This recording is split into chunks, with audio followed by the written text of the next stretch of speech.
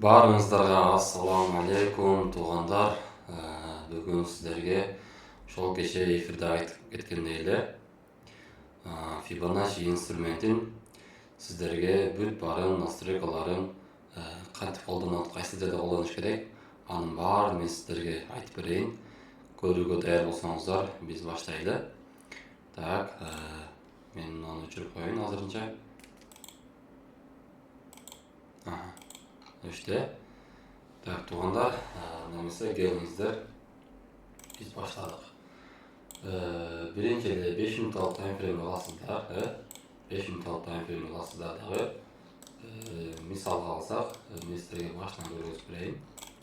Бул жерде бул жактан кайтып келебиз. Так, туғандар, ушул жерден баштай берели. Анда эмесе келиңиздер. Туғандар, биринчиден бул жерде ошол сиз биз колдонуп жүргөн тренд линия деп коет. Ушул линияны тартсаңыздар, бул жерде бир стоп жегенбиз. Андан кийин экинчи окко тартабыз. Вот, экинчисинде бул жерде туғандар жарып өткөн бир стоп жедик. Мына жерден тартканбыз кичинекейден. Жарды, бирок ылдыйга карап түшүп кетип калды. Эми экинчиси туғандар. Экинчиси мына жерде откат берет. Андан кийин биз байга иштейбиз. Бирок ага чейин, откат бергенге чейин биз байга кирсек болот да. Ал кантип кирсек болот? Точка оффодан кантип эртерээк тапсак болот деген суроого бул Fibonacci'ни колдонсоңуздар, бир аз болсо дагы жардам берет. Акыркы минимумдан туғандар, максимумга үстүгө тартабыз. Вот. Тартканда мынакей минимумдарды жаңылады, откат берди. Ушул жерден сиздер селге иштесеңиздер болот. Кайерге чейин? 1618 ошол Fibonacci'ге чейин, мынакей. Ушул жерге чейин иштесеңиздер болот. Ал эми точка оффода ушул жерден акыркы дагы бир минимум бар, и бизде максимум бар. Ушул минимум менен максимумду экөөнү кошкондо туганда тартканда вот.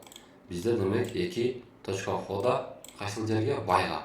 Муну жакшына байкасаңыздар, бул жерде туганда өзүнө келген да 1618 ушул жерден байга карап түртүп салган. И биз историяны карап турбайбыз. Fibonacci'де историяны да кереги жок бизге. Блок, слок, наркы деген тема кызык эмес. Так, бул жерден байга аласыздар. Эртерээк жетишип каласыздар байгачы. Кааласаңыздар биринчи өрүнгө келгенде жаап саласыздар, кааласаңыздар тренд линияга жакындаганда жаабыздар, кааласаңыздар тренд линияны жарса, сабырыңар жетсе, откат бергенде дагы далекке калып байга алып туруп, стопторду коюп, и дальше алып чыксаңар болот. Демек, Fibonacci'нин эрежеси качанда сиз менен бизге монтип чокуларды берип, тренд линия болуп, байга сигнал бере баштаганда, минимумдарды жара баштаганда, сиздер минимумдан максимумга тартасыздар дагы 1018ге чейин селге иштеп түшөсүздөр. Же болбосо селге уже кеч болуп калса, анда ушул жерден сабыр кылып күтүп, кайра ушул жерден байга алып иштеп кете бересиздер. Эми 1018 бул Fibonacci сиз менен бизге точка оффода да болуп берет, жана ошондой эле take profit да болуп берет. Анан эми точка оффодан көрдүңүздөр, кандай кылыш керек, кантип иштетиш керек. Эми ошол нерсени кантип take profit болуп берет деп турган болсоңуздар, тугандар, Fibonacci мен өчүрөм кайра, ушул жерден. Так, байга алдыңыздар, мынакей учунан байга алдыңыздар. Стоп лосс, мына экинчи уровеньди мен чийип койгом, атайын стоп лосстун местосын даярдап настройкалап койгом. Ушул настройкасын аягында, видеонун аягында көргөзүп берем сиздерге. Ушул жерден тугандар 1718-дин ылдыйына стоп лоссту коесуздар. Аны эмесе кеттик, стоп лоссту коесуздар. Биринчи өрүнгө келгенде байдын жарымын жаап салсаңыздар 50%. Калган 50%ын жөн коесуздар дагы. Эми минимумдан максимумга тарттыңыздар жана Fibonacci'ничи. Туурабы? Эми өчөрүңүздөр дагы, сиздерде уже ссылка бар. Эми ошол акыркы максимумдан тугандар, ошол түшкөн жерге минимумга тартасыздар. Жана сиз менен биздин take profitибиз 1618 кайра ушул эле уровень, мынакей. Мына ушул уровень. Эгер аны жарып өткөзсө 2618 деген бар тугандар, ушул жерге. Вот, 2618ге барганда жабасыздар дагы, кааласаңыздар ушул 2618ден же 1018ден селге иштесеңиздер болот тугандар. Демек 1018 келди, селге алайын десеңиздер жарып өтүп кетти. Жарып өтүп кетти. Демек, кийинки бара турган жери 2618. Жакшына байкасаңыздар, ошол Fibonacci'ни колдоносуздар, то есть практика кылганда 1618 жарат, кайра өзүнө откат берет. 2618 туугандар учуп эле чыгат да. Көп жердечи, мынакей. Кайра ушул жерден селге сигнал бере баштады. Карасаңыздар, мынакей. Чоң свече жабылды. Анан откат бергенде кайра селге иштеп түшөсүздөр. Кайерге чейин? Кайра да ошол 1618 ошол уровенге чейин иштеп түшөсүздөр, мынакей. Ошол жерге келген, кайра дальше кеткен. Же болбосо кичине күтүп турганыңыздар да толук ошол жерге чейин кирип келет, мынакей. Вот. Кайра ушул жер кайтарып берет. Демек, туугандар, айта кетчү нерсе, бул Fibonacci, бул обычный эле уровень менен иштегендер бар. Уровень менен кантип иштеш керек, анын жолдору мен толук билбейм, бирок бул обычный эле уровеньдерди ушинтип жеңил форматта, жеңил түрдө мынтип көргөзүп бергенбиз туугандар, настройкалап даярдап. Эми болду, бүттү. Бир анализ, эки анализ, даже 3 анализ иштеп берди бизге. Эми кийинки сигналды күтөбүз. Кантип десеңиздер, болду, кетти. Базар кете берет, өзүнүн жолу менен, мынакей.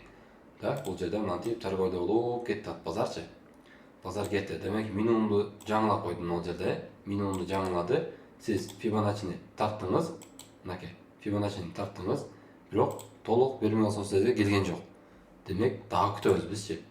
Шашакей жок, шашпай күтөбүз. Демек, бул жерде сиз менен бизге тренд линия берип атат, мынакей. Эки чокуну бириктиребиз, эки чокуну бириктиргенде караңыздар, өтө алыс болуп калат үстүдөчү. Ушул жерде көпчүлүк адашат. Качанда 3-чү жокко келип туруп, жанагы сиздин чиген нол тренд линияга келип тийбесе, мисалы үчүн тийбей атабы, тийбей эле ылдыйга түшүп кете турган болсо, туугандар, болду, сиз тренд линияны сразу өзгөртөсүз. Кантип өзгөртөсүз? Биринчи максимумдан тууганым 3-чү максимумга сразу тартасыз, мынакей. Вот. Көрдүңүзбү? Ушул жерден көпчүлүгү адашат. Ушул жерден эмне кылат?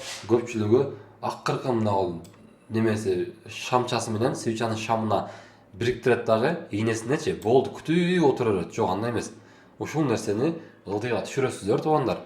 3-чү чокуда өтө катуу мындай импульс менен ылдыйга түшүп берген. Демек, бул 3-чү чоку болгонго жарайт бизгечи. Демек, биринчи чокудан эле 3-чү чокуга сразу тартып кетесиздер. Көрдүңүздөр, бул мыналы ийне, бул эч нерсе эмес. Буну эске албаңыздар. Болду, тартасыздар, 4-чү чоку келип тийди, 5-чиси келип жарды, откат берди, байга киресиздер. Стоп-лосту минимумдун астына коесуздар, туугандар. Вот. Коесуздар дагы дальше кайерге чейин иштешим керек. Анан көпчүлүгүңүздөр эмне кыласыздар? Нол максимумду күтөсүздөр. Туура, максимумга чейин чыгат. Бирок ага чейин, туугандар, сиздер Fibonacci'ни колдонуп туруп эле ушул жерден максимумдан минимумга тартасыздар. Эмнеге? Жаңылады. Жаңылап туруп откат берди, байга кирдиңиздер, максимумдан минимумга тартасыздар, мынакей, болду. 1618 фибога барганда жабасыздар, кааласаңыздар, аны жары өтүп кетсе, жана айткандай эле 2618 мынакей ошол биздин Fibonacci. Вот. 2618ге барганда кааласаңдар, ушул жерден жабасыздар дагы, кайра селге сигнал берсе, 2618ден туугандар кайра селге алып иштейсиздер. Көрдүңүздөр, Fibonacci'ни кайерге чейин? 1618ге чейин. Болду. Бул дальше түшүп берген, мынакей. Сиздерге Fibonacci инструменти точка входа да болуп берет, туугандар, мынакей. Кааласаңыздар, take profit да болуп берет. Бүт бардыгын ошол Fibonacci менен алып кетсеңиздер болот. Анда эмесе, туугандар, могул жерде так тренд линияны тартып туруп, Fibonacci'ни ушинтип колдоносуздар. То есть take profit катары. Эми кетти. Бул жерде болду, бизге анализдер иштеди, сонун өчүрөбүз, туугандар. Эми дальше кийинкиси. Кийинкисине келе турган болсок, вот мынакей. Туугандар, бул жерде эмне картина бар? Так, акыркы минимум кайсы? Акыркы минимум 0. Мынакей. Вот. А максимум үстүдө. Жанагы 2018 кайтарган жер мына. Вот. Эми биз байга иштеш үчүн, демек, минимумду жаңылап берди. Ооба. Так, минимумдан максимумга тартабыз, мынакей. Көрдүңүздөр, Fibonacci'ге жеткен жок. Бирок ага чейинки минимумдарчы. Мен муну өчүрөйүн дагы. Ага чейинки минимумдар бар, мынакей. Кичинекей. Минимумдан, акыркы минимумдан, мынакей. Акыркы минимумдан максимумга көтөрөсүздөр, мынагачы. Болду, мына. Мынакей, туугандар, болду. Тартасыздар, караңыздар эмичи. Мынаны караңыздар. Так. Нол свеча келген, 1618ге келип, кайткан, биздин take profit биринчи уровень 0, жарымын жаап саласыздар, стоп-лосс 1718дин ылдыйында, бирок сиздин стоп-лоссуңузду алды, кайра байга кетти. Эмнеге? Так, ликвидация кылды, туугандар, стоп-лосстарды жиштирди дагы, байга учуп кетти, караңыз. Демек, сиз Ошон үчүн байга алдыңызбы 1098 уровеньден жана айттым. Биринчи уровеньге барганда 50% жаап койсоңуз, калган 50% стоптун изине жылдырып коесуз, болду туугандар, сизде эч кандай минус болбойт, кайра сиз плюс менен чыгып кетесиз. Эми дальше эмне кыласыз? Минус алып кеттиби, эч нерсе эмес. Фибоначчилерди өчүрөсүз дагы, кайра кийинки сигналды күтөсүздөр. Кийинки сигнал эмне? Карайсыздар, максимумдан кайра тренд линия тартасыздар, мынакей. Тарттыңыз. Демек, тренд линияны жарды, откат берди. Откат бергенде сиз эмне кыласыз?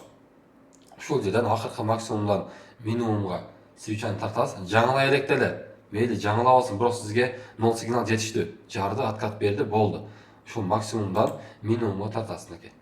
Байга кирдиңиз, сиз менен биздин тек профитибиз 1098, аны жарса 2098 болду. До конца барган, анда жары өтүп кеткен. Көрдүңүзбү? Ушул Фибоначчини тек профит катары иштетесиз. Эгер ушундай учурларда Фибоначчиңизге келбей калсачы, то есть точка входа бербей калса, кетти. Бул дагы иштеди, сонун. Эми кийинки анализ кандай?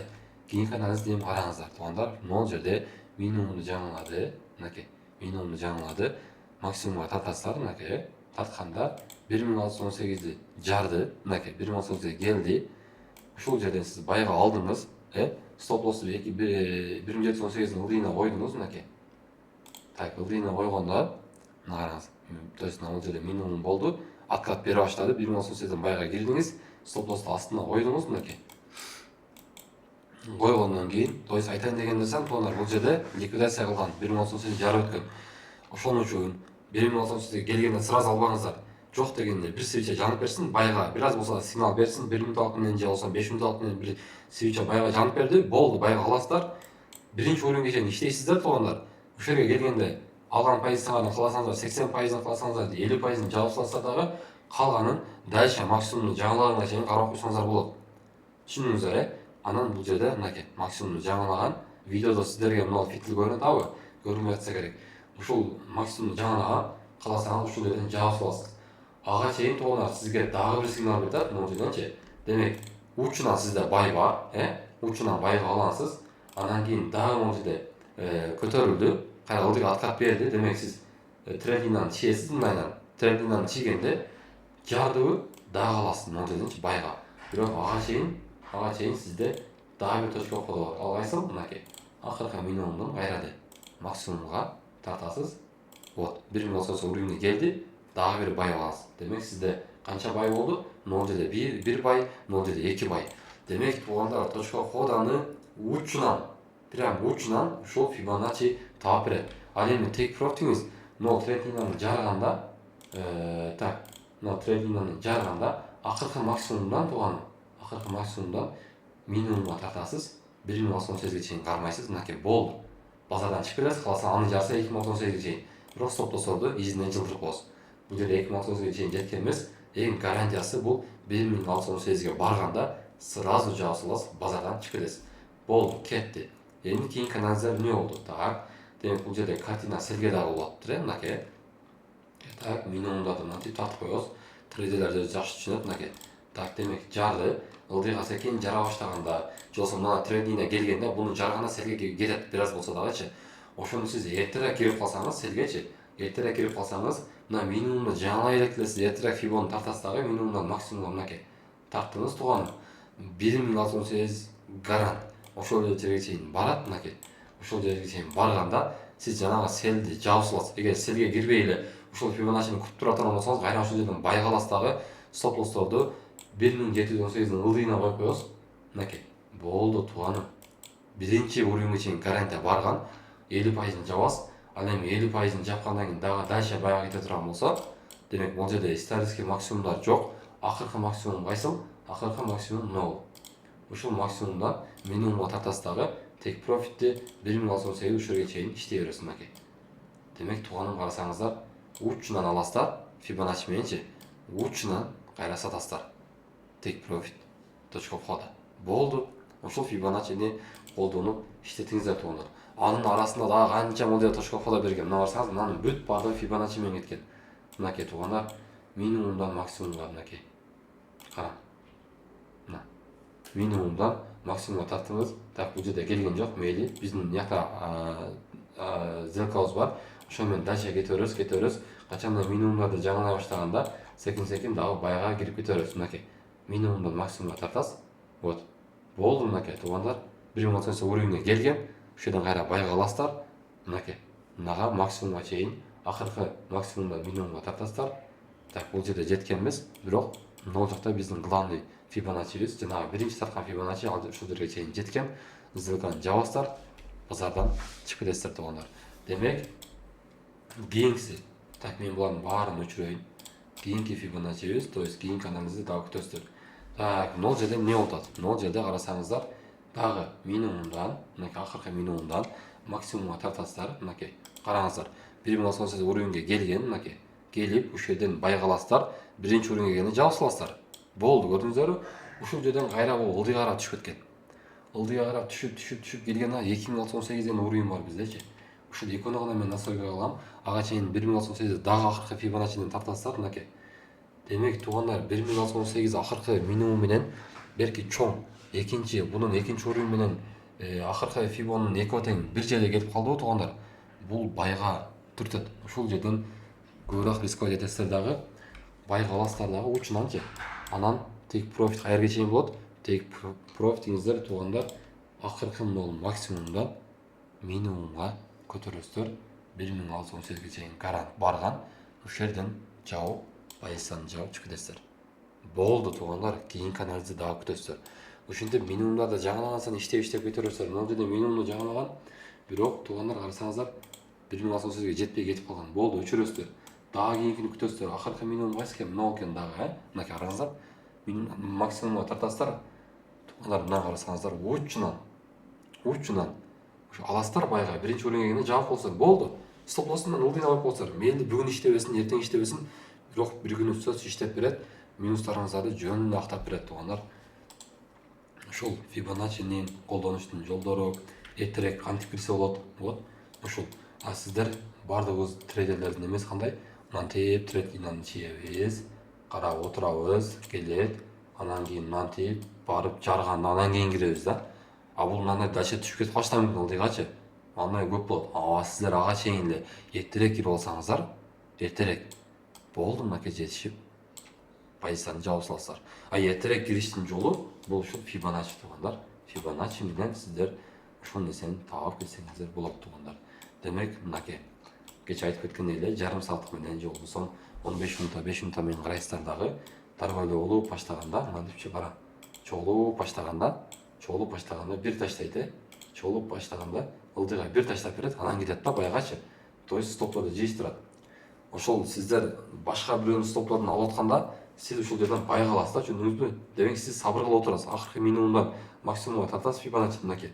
Болду туугандар, учунан байга аласыздар. Демек, акыркы минимумдар нолор дагы бар экен мынакей, чоңдоручу. Демек, 2 точка окууда. Бирөө могул жерден аласыздар. Бул кетти дальше. Эгер аны жара өтүп кетсе, мындан аласыздар. Бири иштебесе, бирөө сөзсүз иштейт. Караңыздар, биринчи иштеп берди, дальше кетти. Көрдүңүздөрбү? Ушинтип Fibonacci менен дальше алып кетип иштесеңиздер туугандар өтө сонун болот. Так, уже ушуну менен бир аз болсо да түшүнүктүү болду окшойт туугандар баарыңыздарга. Fibonacci'ни колдонуп иштетип көрүңүздөр. Дагы эгер түшүнбөгөн суроолоруңуздар болсо, биздин жеке катка жазсаңыздар, биз дагы да Fibonacci боюнча бүт айтып беребиз. Эми туугандар, мен сиздерге көргөзө кетейин. Так, Fibonacci настройкасы. Вот на Fibonacci. Туугандар, настройкасын мен сиздерге азыр жандырып коём. Настройкасы. Настройкасын басып мынакей. Бүт ушул уровеньдерди мынакей стилди басам. Мынакей. Ушул жерден өзүңүздөрдүн компьютериңизден, ноуттарыңыздан карап, ушинтип Fibonacci'ни кудуй ушундай настройка кылсаңыз, анан шаблонду басасыз дагы өзүңүзгө каалагандай 1068ди сохранить кылсаңыз, сизге пайдасы тиет деген үмүттөбүз туугандар. Эгер Fibonacci дагы да кызыктуу болуп, дагы да иштетип көргөзүп берчи, реалдуу базарда көргөзүп берчи дейт турган болсоңуздар, мен аны дагы бүт баарын көргөзүп берем туугандар. Анда эмесе бизден алыстабаңыздар. Так, анда эмесе акыркы базарды алалы туугандар, мынакей. Ушул жерде эмне болуп атат? Мисалы үчүн алайлы айтып берели. Так. Кече күнү эфирде отурганда туугандар эсиңиздердеби? Кече күнү эфирде отурганда биле туугандар селге өтө катуу алып баштаганда коркпой эле 1 минуталык менен же 5 минуталык менен то есть анализ күтүүңүздө дагы байга флаг берип баштаганда 50% гарантия жооп берет дегенбиз кечээ мастер класстачы. Караңыздар, бул жерде бир флаг берген 1 минуталык мененчи. Андан кийин дагы бир флаг берген могул жерденчи. Туугандар, андан кийин дагы бир флаг берген мынакей. Ошол жерден сиздер байга иштей бериңиздер, коркпой элечи, себеби бул резко движение болуп ылдыйга түшкөндө откат берип туруп дагы дальше кетип калбайт. Ошол откатында сиздер иштеп алсаңыздар болот да. Ал жерде 50%-ын каттап берет сөзсүз түрдөчү. Мынакей, могул жерден алып баштаган, могул жерге чейин түшкөн. Караңыздар, 50%-ын ашыкчасынан бери каттап берген да. Вот ошон үчүн кечеги айткан бул дагы бир эме да, фишка туугандар. Бул стратегия эмес, бул фишка. Резко движение болуп акканда ылдыйгачы, акканда 1 минуталык менен силерге сигнал берет, 50%-ын жакынга чейин иштеп алыңыздар. Мынакей, могул жерде кудум ошондой болгон. Так, дагы да суроолоруңуздар болсо бересиздер туугандар. Ага чейин ушул Fibonacci'лерди колдонуп иштетип көрүңүздөр туугандар. Акыркы мынакей 5 минуталык менен минимумдан максимумга тартасыздар. Мынакей тартасыздар дагы 1098 келген, жарып өтүп кеткен дагы 2098 келип туруп кайра үстүгө кеткен. Демек стоп-лосс 1 алды. Стоп-лосс алгандан кийин 2098ден 1 киресиздер. Жанагы стоп-лоссу ашчасы менен каттап берет да, мынакей. Көрдүңүздөр, бир иштебедиби, экинчисин иштеп берет. Болду, ушул нерсени дальше алып кетиңиздер. Анда эмесе кийинки сабактардан дагы сиздерге эмне кызыктуу болуп атат, кандай сабактар керек, кандай темада аткарып, то есть видео тартып берели, ошону айтсаңыздар, биз сиздерге бүт баарын айтып даярдап беребиз. Баарыңыздарга ийгилик, соодаңыздардын берекесин берсин. Fibonacci'ни жакшылап практикада колдонуп көрүңүздөр. Реалдуу сумма салып туруп бул Fibonacci'ни колдонмоңуздар. Реалдуу эмес, демо шот менен колдонуп иштетип көрүңүздөр. Настройкаларды бердим. Эгер настройкалар көрүнбөй аткан болсо, настройкам көрүнбөй калды десеңиздер, мен сиздерге телефондон дагы настройкасын таштап берем. Сүрөткө тартып, бүт баарын